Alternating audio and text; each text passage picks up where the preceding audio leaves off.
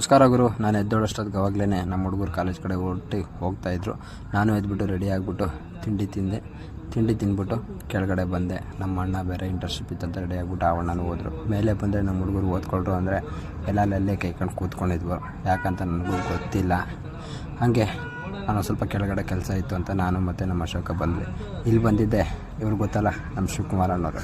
ಅವ್ರದ್ದು ಸ್ವಲ್ಪ ಇವತ್ತು ಮೋಲ್ಡಿಂಗ್ ಇತ್ತು. ಎಲ್ಲ ಮೋಲ್ಡಿಂಗ್ ಎಲ್ಲ ಹಾಕ್ಸ್ಬಿಟ್ಟು ನೀಟಾಗಿ ಎಲ್ಲ ಹೆಂಗಿದೆ ಅಂತೆಲ್ಲ ನೋಡ್ತಾಯಿದ್ರು.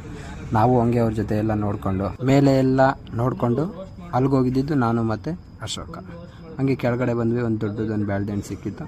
ಆ ಬ್ಯಾಲ್ದೆಣ್ಣನ್ನ ತೊಗೊಂಡು ಹಾಸ್ಟೆಲ್ ಕಡೆ ಬಂದ್ವಿ. ಹಾಸ್ಟೆಲಾಗಿರೋ ಮಿಕ್ಸಿ ಮತ್ತು ಜಾರ್ ಎರಡೂ ಇಸ್ಕೊಂಡು ಬಂದ್ವಿ. ಜಾರ್ ಒಳಗಡೆ ಅದ್ರಾಗಿರೋದೆಲ್ಲ ತೆಗೆದು ಹಾಕ್ಕೊಂಡು ಅದಕ್ಕೆ ಆಚೆ ಕಡೆಯಿಂದ ಒಂದು 10 ರೂಪಾಯಿ ಸಕ್ಕರೆ ತೊಗೊಬಂದಿದ್ವಿ. ಸಕ್ಕರೆನೂ ಹಾಕಿವಿ. ಸಕ್ಕರೆ ಹಾಕ್ಬಿಟ್ಟು ಅದ್ರ ಮಿಕ್ಸಿ ಇತ್ತಲ್ಲ, ಮಿಕ್ಸಿ ಮೇಲೆ ಇಟ್ವಿ. ಅದನ್ನೆಲ್ಲ ಮಿಕ್ಸಿಗೆ ಹಾಕಿವಿ. ಮಿಕ್ಸಿಗೆ ಹಾಕಿದ್ದಾದ್ಮೇಲೆ ಅದು ಈ ಥರ ಇತ್ತು. ಚೆನ್ನಾಗಿದೆ ಅಲ್ವಾ? ನಮಗಂತೂ ಇಷ್ಟ ಆಗಿತ್ತು. ನೀವು ಒಂದ್ಸಲಿ ಟ್ರೈ ಮಾಡಿ. ಸಕ್ಕರೆ ಮತ್ತು ಬ್ಯಾಲ್ದೆಣ್ಣೆ